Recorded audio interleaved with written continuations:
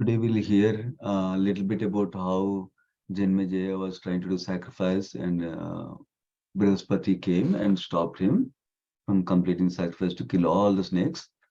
And more importantly, we'll hear Sutta Goswami's realizations that he shares about illusory energy of Supreme Lord and how we can overcome it also like that. Yeah. So let me see who's reading today. Radhan Mataji, whenever you're ready, you can start Mataji. Yes, Prabhuji. Hare Krishna to all dear devotees. Please accept my humble obeisances. All goes to Srila Prabhupada and Guru Maharaj. Om Namo Bhagavate Vasudevaya. Om Namo Bhagavate Vasudevaya. Om Namo Bhagavate Vasudevaya. Narayanam Namaskrutyam Naram Chaiva Narottamam Devim Saraswatim Vyasam Tato Jayam Udirayet. नष्टप्रायेषु अभद्रेषु नित्यं भागवत सेवया भगवते उत्तमश्लोके भक्तिर्भवति नैष्टिकी. Today we are reading from Srimad Bhagavatam, Chapter 12, Chapter 6. Maharaj passed away. Text 21. Hearing this, the priest then chanted this mantra for offering Takshaka together with Indra as an oblation into the sacrificial fire. O Takshaka, fall immediately into this fire together with Indra and his entire host of demigods. Text 22. When Lord Indra, along with his aeroplane and Takshaka, was suddenly thrown from his position by these insulting words of the Brahmanas, he became very disturbed. Text 23. Brihaspati, the son of Angira Muni, seeing Indra falling from the sky in his aeroplane along with Takshaka, approaching King Janamajaya and spoke to him as follows. Text 24. O king among men, it is not fitting that this king of snakes meet death at your hands, for he has drunk the nectar of the immortal demigods. Consequently, he is not the subject to the ordinary symptoms of the old age and death. Text 25. The life and the death of an embodied soul and his destination in the next life are all caused by himself through his own activities. Therefore, O king, no other agent is actually responsible for creating one's happiness and distress. Text 26. When a conditioned soul is killed by snakes, thieves, fire, lightning, hunger, disease, or anything else, he is experiencing the reaction to his own past work. Text 27. Therefore, my dear king, please stop this sacrificial performance, which was initiated with the intent of doing harm to others. Many innocent snakes have already been buried to death. Indeed, all persons must suffer the unforeseen consequence of their past activities. Text 23. So the Goswami continued, advised in this manner. Maharaj Janamajaya replied, so be it. Honoring the words of the great sage, he desists from the performing the snake's sacrifice and worshipped Bhishmapati, the most eloquent of the sages. Text 29. This is indeed the Supreme Lord Vishnu, illusion energy, which is unstoppable and difficult to perceive. Although the individual spirit souls are part and parcel of the Lord, through the influence of this illusionary energy, they are bewildered by their identification with the various material bodies. Text 30 and 31. But there exists a supreme reality in which the illusion energy cannot fearlessly dominate thinking. I can control this person because he is descendful. In the highest reality, they are no illusion arguments philosophy. Rather, they are the true students of the spiritual science, constantly engages in authorized spiritual investigation. In that supreme reality, there is no manifestation of the material mind, which functions in terms of the alternating decisions and doubt, create material products, their subtle causes, and their goal of enjoyment attaining by their utilization do not exist in. Furthermore, in that supreme reality, there is no conditioned spirit covered by false ego and the three modes of nature. That reality excludes everything limited or limiting. One who is wise should therefore stop the waves of the material life and enjoy within the supreme truth. Text 32. Those who desire to give up all that is not essentially real most systematically, but negative discrimination of the extremeness of the supreme position of Lord Vishnu, giving up pretty materialism. They offer their love exclusive to the absolute truth within their hearts and embrace that highest truth in fixed meditation. Text 33. Such devotees come to understand the supreme transcendental situation of the personality of Godhead, Lord Vishnu, because they are no longer polluted by the concepts of I and my, which are based on the body and home. Text 34. One should tolerate all insults and never fail to show proper respect to any person, avoiding identification with the material body. One should not create enmity within anyone. Text 35. I offer my obeisances to the Supreme Personality of Godhead, the invisible Lord Sri Krishna. Simply by meditating upon his lotus feet, I have been able to study and appreciate this great literature. Text 36. Sunaka Rishi said, O, o gentle Sutta, please narrate to us how Pila and the other greatly intelligent disciple of Srila Vyasudeva, who are known as a standard authorities of Vedic wisdom, spoke and edited the Vedas. Text 37. Sutta Goswami said, O Brahmana, first the subtle vibrations of the transcendental sound appeared from the sky of the heart of the most elevated Lord Brahma, whose mind was perfectly fixed in the spiritual realization. One can perceive this subtle vibration when one stops all eternal hearing. Text 38. By worshipping of this subtle form of the Vedas, O Brahmana, mystic sages cleanse their hearts of all contamination caused by the impurity of the substance, activity, and pure, and thus they attain freedom from the repeated birth and death. Text 39. From that transcendental subtle vibration arose the Omkar, composed of the three sounds. The Omkar has unsensed potential and manifested automatically within a purified heart. It is the representation of the absolute truth in all the three of his faces, the supreme personality, the supreme soul, and the supreme impersonal truth. Text 40 and 41. This Omkar, ultimately non-material and imperceptible is heard by the super soul without his possessing material ears or any other material senses. The entire expansion of the Vedic sound is elaborated from Omkar, which appears from the soul within the sky of the heart. It is the direct destination of the self originating absolute truth, the super soul, and it is the secret essence and the eternal seed of all the Vedic hymns. Thank you, Prabhuji. Hare Krishna.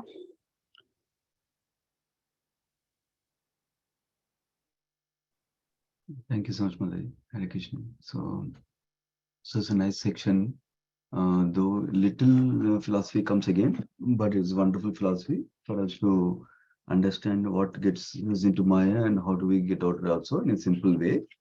So the context here we remember in the previous chapter was Sukadeva Goswami narrated the entire Srimad Bhagavatam and asked Parishad Maharaj, what else you want to hear like that? And Parishad Maharaj, we heard, he responds saying that I want to thank you. First, he glorifies and appreciates that he's sharing of Srimad Bhagavatam wisdom with him. And then he says, I'm absorbed in Krishna now. So I want to withdraw my senses and be fixed in the meditation of Supreme Lord now. Please give me permission to leave this body like that, in that mode like that. And then we heard how Sukadeva Goswami will fully detach. He left that place even before Parishad Maharaj left the planet. So that was a level of detachment Sukadeva Goswami had. So In a very short time, Parikshit Maharaj leaves his body, and then we heard how his son Janmejaya was extremely angry about Takshaka bird, snake bird killing Parikshit Maharaj. So with the help of Brahmanas, he's being the king. With the help of Brahmanas, he commissioned a fire sacrifice where they'll chant Vedic mantras to invite all the snakes to come and get killed in the fire sacrifice like that.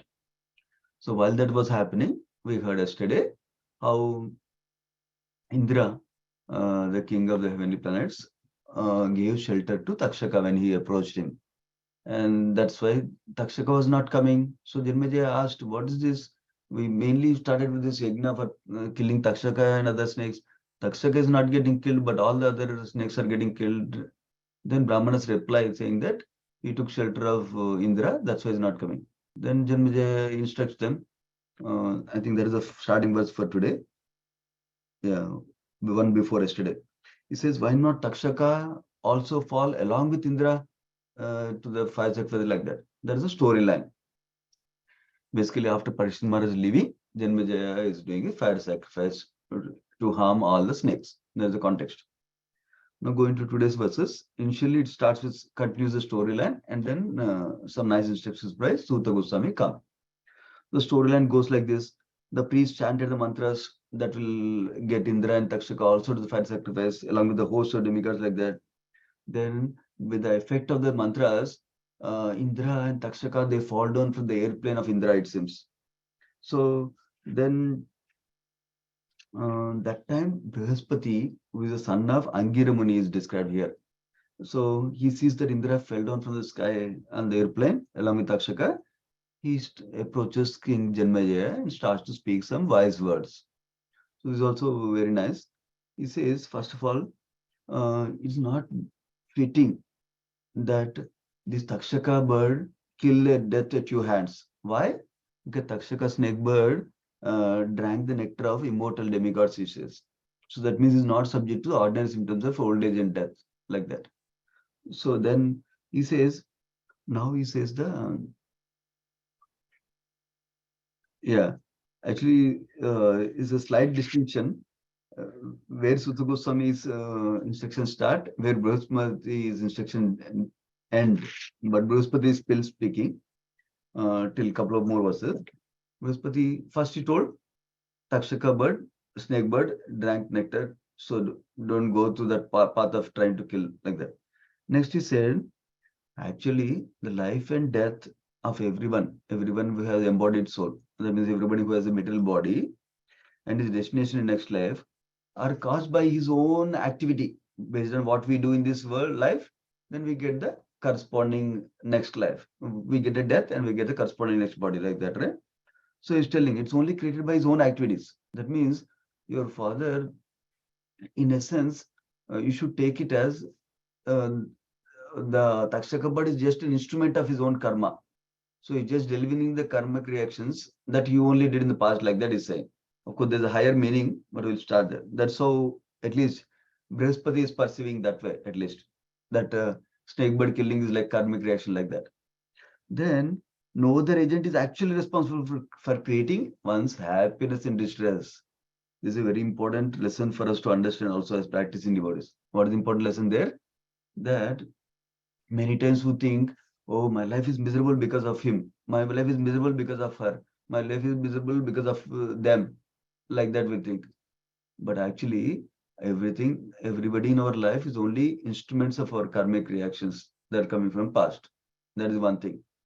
Of course, as devotees, the higher thing to realize is only with Krishna's sanction, all those things are happening. Number two. Number three, Krishna, being a dearmost friend for us, is actually arranging those for our elevation, for gradual purification and elevation only, so that we can take shelter of Krishna more and more sincerely and seriously like that. That's a higher realization also there. But it starts with the first basic thing that others are just instrument of my karma. There, then that will remove the envious feelings towards others. Enemy, this is my enemy, this is my friend. That feelings will go away. That's also one of Prahlad Maharaj's teaching that we're meditating on now. Yeah. So that feelings will go away when we see other instruments of our own karma. That means I am responsible, not others. like that. So, of course, that doesn't mean that practically we do something. If somebody is doing something wrong to us, practically we can do something that helps others and also potentially the future entire community of people also. We can do something practical needed. But internal consciousness is they're doing it only because of my own karma in the past, like that. That's the internal consciousness. Whether we express it or not, whether we do something based on that, like that or not. The more important is internal consciousness. So, but the purport is clarifying that Parishit Maharaj is not really into effect for Parishit Maharaj. Parishit Maharaj actually went back to kingdom of God by the mercy of Krishna. Krishna personally arranged so that he can go back to Godhead like that. So Brihaspati is is inciting King Janmejaya to raise from looking at from material perspective. Oh, this caused this, cause and effect like that, to a higher spiritual reality like that. So even our Acharya's commentary indicates that actually whatever happened in Parishit Maharaj's life, right from his childhood, remember in the womb itself, Krishna protected him.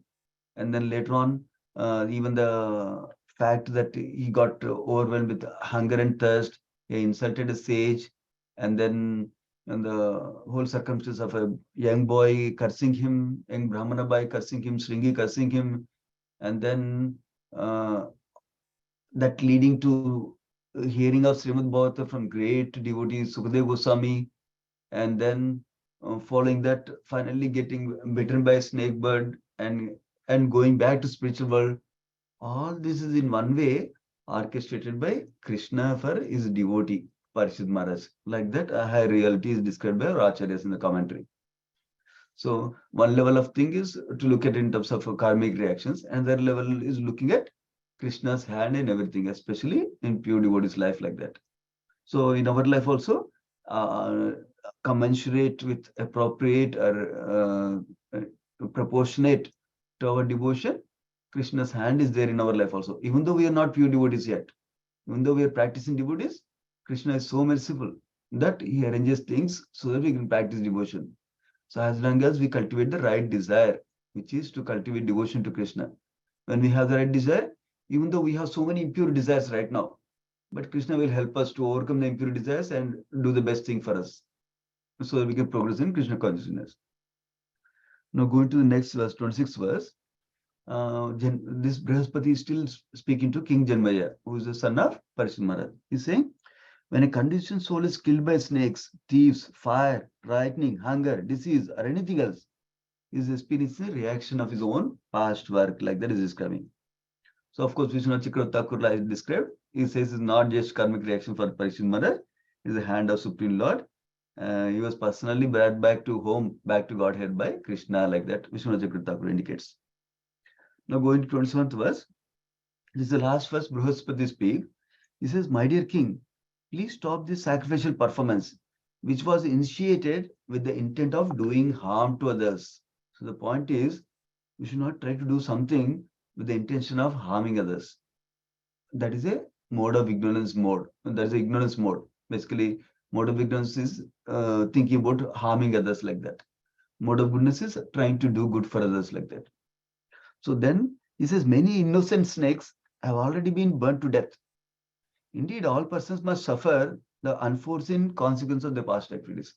Interestingly, Brihaspati makes a statement and he corrects himself also. The statement he makes is actually so many innocent snakes died like that, he says, first. Because Takshaka is not killed, but other snakes are killed.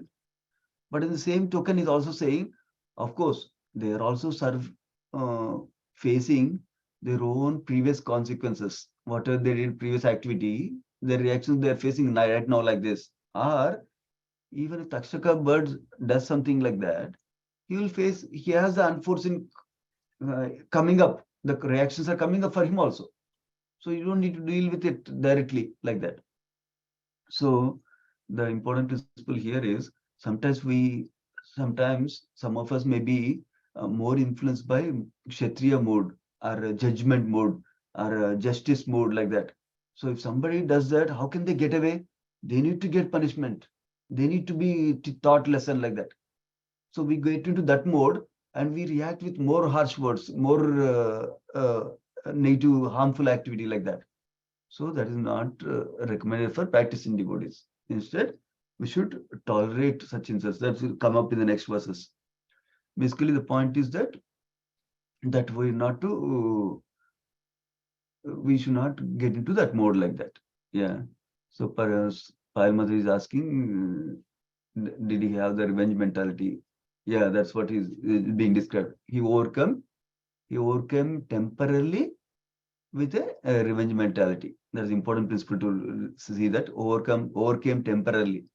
Why? The next verses explain us so that we can understand properly. Because Janmeji also was a nice devotee. Okay, we'll come to the next verses. So going to the next verse, 20th verse. Now, Sutta Goswami described the conversation between Janmejaya and Brihaspati now. So that chapter is closed. Now, Sutta Goswami starts to describe his own conclusions right now. So these are important, okay? Even though this is a little philosophical, but it's very nice. So Janmejaya, he says, Maharaj Janmeji replied, so be it. Honoring the words of the great sage, he stopped the snake sacrifice and worshipped Brihaspati. So as a Kshatriya is meant to do, they are meant to worship Brahmana, respect Brahmana like that. So that's what he did. So this is another important principle that we always respect Brahmanas, even though he seemed to be in angry mood, revengeful mood like that. When a Brahmana shared something wisdom, he accepted it. Not like you don't know, he really needs to get justice. Wait for some time. Not like that. He listened to him patiently and followed his advice. That's another good thing. We also are meant to take instruction from Brahmana Vaishnava and follow it in our life, especially in difficult circumstances.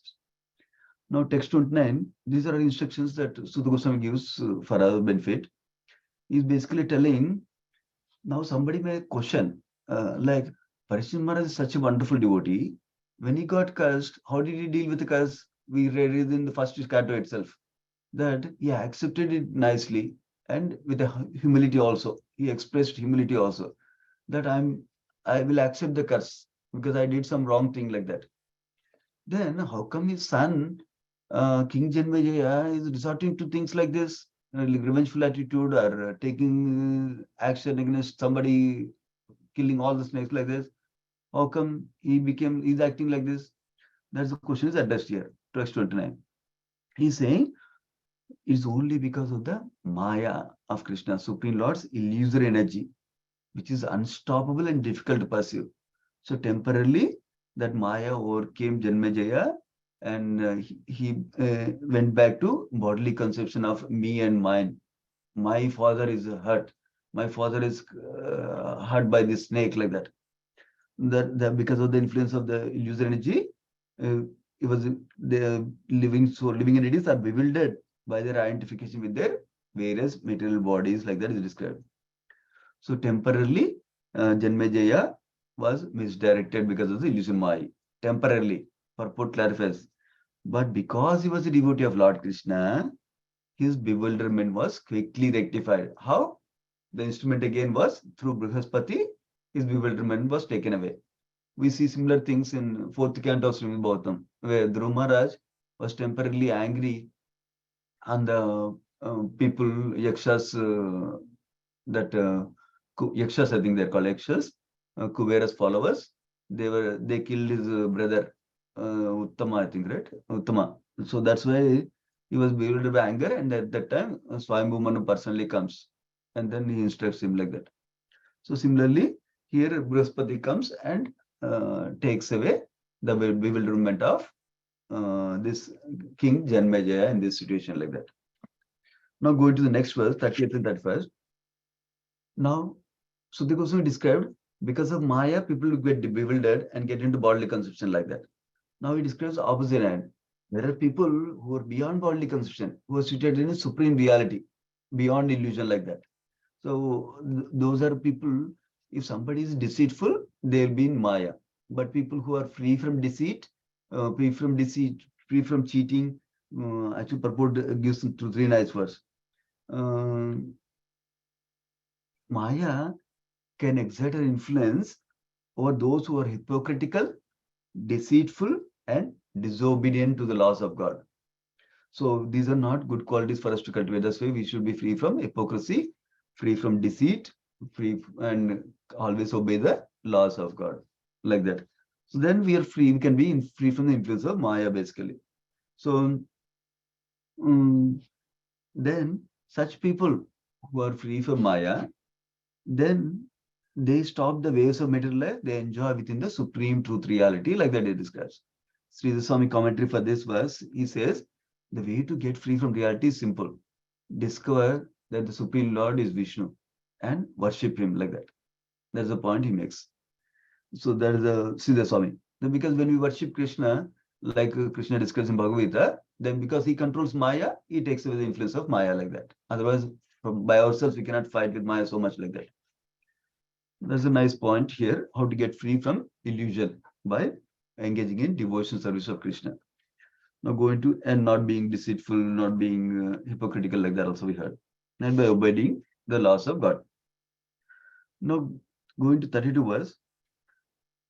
Yeah. So those who want to go beyond this material illusion, they uh, they first of all understand this is illusion, this is bodily conception. I want to get away from it, and they develop positive attachment to Supreme Lord through fixing their mind and by doing devotion service to Krishna like that. Let me see. Purport has something nice. Yeah, basically, uh, those who want to go beyond this illusion, they reject the non-essential things. What is the real essential things here? And then accept the supreme destination, abode of Lord Vishnu, as their ultimate destination, like that. Mm, yeah, and important thing. Now, somebody may say, "Oh, that means they don't deal with world, they don't with people nicely like that." No, he's saying when we worship Krishna, then we understand that everything and everyone is related to Krishna. We actually act nicely for the welfare of everyone, and that is pleasing to Krishna. But if I'm harming everybody, if I'm disrespecting everybody, that's not pleasing to Krishna. That's why devotees don't harm anybody. They still, even though their worship is going to Krishna, their love is going to Krishna, because they're seeing everyone and everything in connection to Krishna, their love goes to others also. That's the point being made in the purport.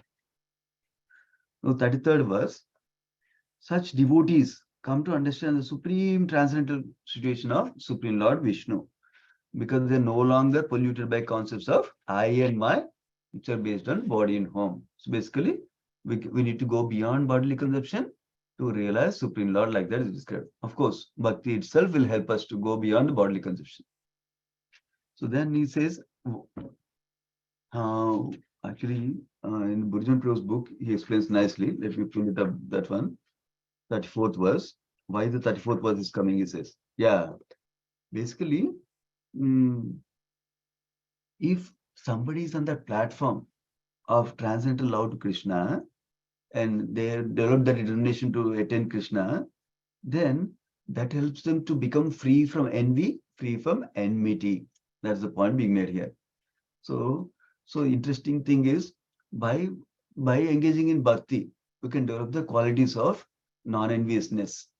That's the point. So here 34th was saying, one should tolerate all insults and never fail to show proper respect to any person. So if somebody is insulting us, instead of going back, yeah, you did like that. You saying I did that? No, you did like this. You did like this that time, like that. We don't need to get back at everything, every insult that we get like that. That is the point we made. We should tolerate and show proper respect to any person. This is like Trinada Pisunichena verse, right? Avoiding identification with the material body, one should not create enmity with anyone like that. So if you see ourselves as soul, engage in Krishna service, then we can tolerate those offenses like that. So now, Vishwanath Chakravarti Thakur commentary makes a beautiful point in this. He says, if a person commits offenses, the form of Vishnu will disappear. So it is in our own self-interest to achieve Krishna that we should not commit offenses to others. Forget about other things, that we are harming others and all that. Even if you're thinking about selfish person like me, thinking about myself, then Vishnu will not be in our reach if we make offenses to others. That's one point. He says, the method of avoiding offenses is now taught. What is that? One should tolerate sharp words. One should not answer with equally harsh words. That is Vishwanath Chakravarti Thakur wisdom for us. So no tit for tat when somebody insults us. Now next to text 35. Now Sutta Goswami is concluding by meditating on Supreme Lord, by offering obeisance to Supreme Lord, and then says, simply by meditating upon his lotus feet, I will be able to study and appreciate this great literature, Srimad Bhagavatam. He concludes by meditating Krishna and glorifying Srimad Bhagavatam. Because of Krishna's mercy, I could read Srimad Bhagavatam, I could study Srimad Bhagavatam, I could hear Srimad Bhagavatam, like that is describing. And I could speak Srimad Bhagavatam, Sutta Goswami. Now, the moment he concludes that, the Srimad Bhagavatam takes an interesting turn from here. Basically, now, the Sutta Goswami is speaking to sages of Naimisaranya. Those sages of Naimisaranya ask bunch of questions now. So that will lead to the rest of the Srimad Bhagavatam. Sonaka Rishi says, please narrate to us how Paila Muni and other great intelligent disciples of Vyasadeva, who are the standard authorities of Vedas, spoke and edited the Vedas. Can you tell us a little bit more about? He spoke of Srimad Bhagavatam, right? Now they are asking about Srimad Bhagavatam and all the Puranas and all the Vedic literature, how the sages, disciples of Vyasadeva, continued from there like that. The moment they ask this question, Sutta Goswami wants to give the context. So he goes back to how even Vedas started like that, before coming to what Vyasadeva disciples did like that. That's where the discussion is going. Now, 37th verse he says, Sutta Goswami now is speaking to sages of Naimisaranya. He says, first the transcendental sound vibration appeared from the sky of the heart of most elevated Lord Brahmaji, whose mind was perfectly fixed in spiritual realization. So that first Vedic sound came in Brahma's heart, he says. Next verse he says, by worship of this subtle form of the Vedas, O Brahmana, mystic sages cleanse their hearts of all contamination caused by impurity of substance, activity, and doer. So this sound vibration is very, very transcendental and very purifying also, he is describing Vedic sound vibration. Now he says in the next verse, 39th verse, from that sound vibration, Omkara composed of 3 sounds came. That Omkara has unseen potencies and manifests automatically within a purified heart. Because Brahma's heart was purified, Omkara also manifested, like that is describing. And Omkara is representation of the absolute truth, Supreme Lord, in 3 phases. What are the 3 phases? Supreme Personality, that is Bhagavan, Supreme Soul, Paramatma, and Supreme Impersonal Truth, that is Brahma Jyoti or Brahman. So Omkara is the basis of all of those, like that is describing. No, not basis, is a representation of Bhagavan. It's the opposite. Not Omkara is the ultimate. Omkara is a representation of Bhagavan feature, Paramatma feature, and Brahman feature of the Lord. Now, the last verse for today is describing about Omkara further. Omkara, ultimately non-material and imperceptible, is heard by super soul without his possessing material ears or any other material senses. Interestingly, purport explains this nicely for us. He's saying, when we're sleeping, our senses are not actually acting, it's not functioning, it seems. So when we hear alarm, according to this purport, it's basically super soul in the heart is hearing and telling us to wake up. Like that is describing this purport. Essential point in the other point in the verse of the purport is, the seed of all the Vedic sound vibrations is the Omkara, like that.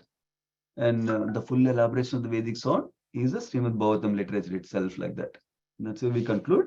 There's further description about Omkara and how different Vedas came, like that, coming up in the next section now, based on a question from the sages of Naimisharanya. So we'll pause there. We'll continue tomorrow. Srimad Bhagavatam ki jai, Srila Prabhupada ki jai. Let's offer obeisance to all the Vaishnava devotees of the Lord. Vancha kalpa tarubhyascha kripa sindhubhyevacha paditanam pavanebhyo Vaishnavebhyo namo namaha. Thank you. Prabhuji, I have a question. Yes, Matri, go ahead. Yesterday you were talking about Prajalpa or something like that. You used a word like that, Prabhuji. What is that? Oh, Prajalpa means nonsensical talk. Nonsensical talk means something that's not really useful. Talking not related to Krishna or service, basically like that, Matri. Not related to Krishna or bhakti or service, seva. Service, that's called Prajalpa. I mean, talking about others, talking about politics, talking about this, like that. That's what Prajalpa means, Matri. Okay, thank you, Prabhuji. Welcome. Hare Krishna. Thank you, everyone. Hare Krishna. Very much, Hare Krishna. Hare Krishna. Hare Krishna.